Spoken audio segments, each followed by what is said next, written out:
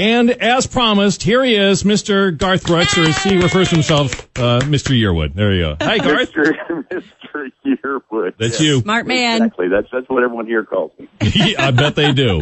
So the reason we're talking to Garth this morning is that he and the lovely Tricia Yearwood are going to be in Detroit at Joe Louis Arena coming up in February the 27th and 28th. And tickets go on sale, I understand, tomorrow morning. Is that right, Garth? Yeah, and it's so odd to be calling you guys about Detroit because you guys are a fabulous place to play, man. I miss you guys. Well, you're going to have to come to Lansing, East Lansing, probably East Lansing.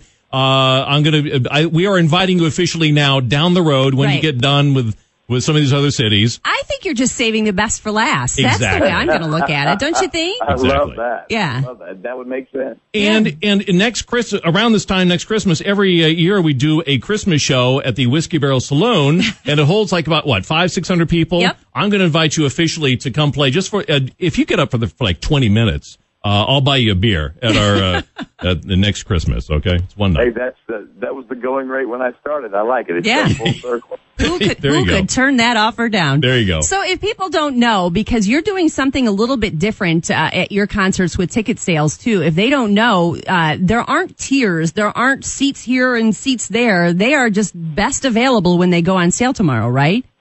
Yes, and you know what? We've always done that. We've never done the you pay more to get closer to the stage.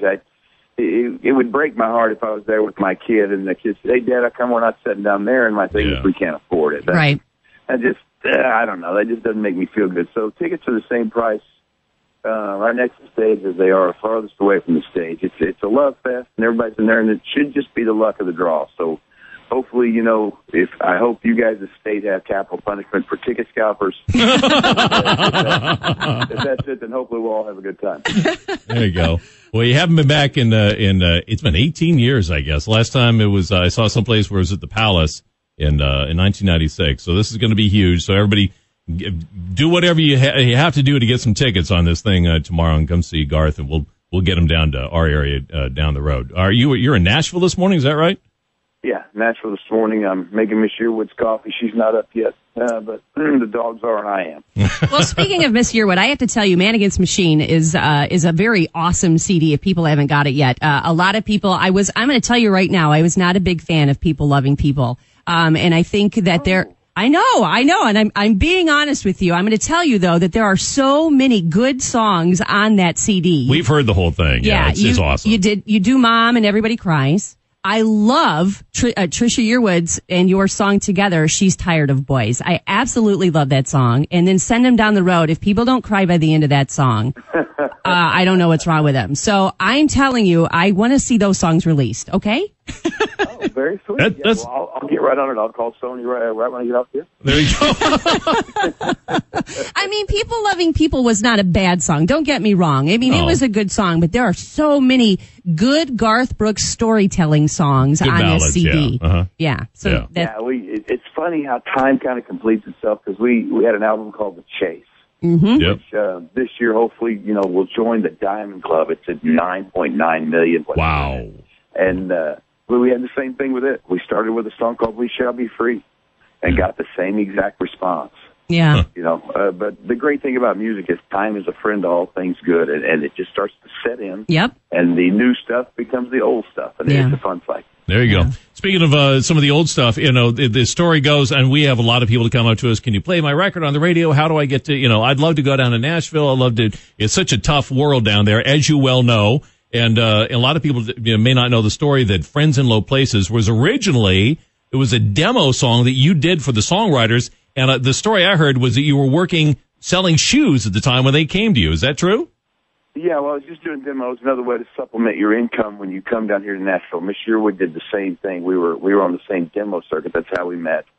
And they were looking to pitch a song to George Strait. And I was the guy in this town if you wanted something pitched to George Strait because George is my life. So yeah, I could sound like him, mimic him, do all that stuff. So we did Friends in Low Places for Strait, and for some reason, somehow it got back to me when I got my record deal. So I felt very lucky for that. Well, that turned out pretty good. And I know that originally when you first started out, you weren't, you listened to country music, but you were performing a lot of a lot of rock music, stuff like that. And so these days, when you get in your truck and drive around Oklahoma, I'm just imagining Garth getting in his truck and driving around Oklahoma, and you just purely want to listen to music for entertainment. What do you listen to? Oh man, it's still country stations, and as far as what I was playing before, if you guys ever saw the one man show in Vegas, that was exactly my life when I was a teenager and in college, playing the bars. Just what you would call more of a rock thing was more of anything you could play on the acoustic guitar, because you took requests. So the more music and the more diversified you were, the better that tip jar would fill up to $7-8 a night. Right. Yeah. Or people like Don would buy you a beer, and then that would be a good night. Yeah, a couple bucks. Yeah. Exactly. Just one, though. I've already offered to. I'll buy him 2 if he comes to town. I'll buy him 2. Wow. I know. I'm wondering if I stay on this phone call, how much longer? It might get up to a 6-pack. I don't know. You might get up to a keg. If you bring Tricia with you, it's a 6-pack. Okay. Well, of course, that's what everybody says. Nobody's looking for Garth anymore. It's always, hey, Garth, is your wife here with you? We got a chance to hang out with her last year when she was in town, and that was awesome. Yeah, she we is love a her. Sweetheart. She is a doll. Yes, she is. She's the best. Did a great job. All right, so tomorrow, the tickets go on sale for Joe Louis Arena, February 27th, 28th.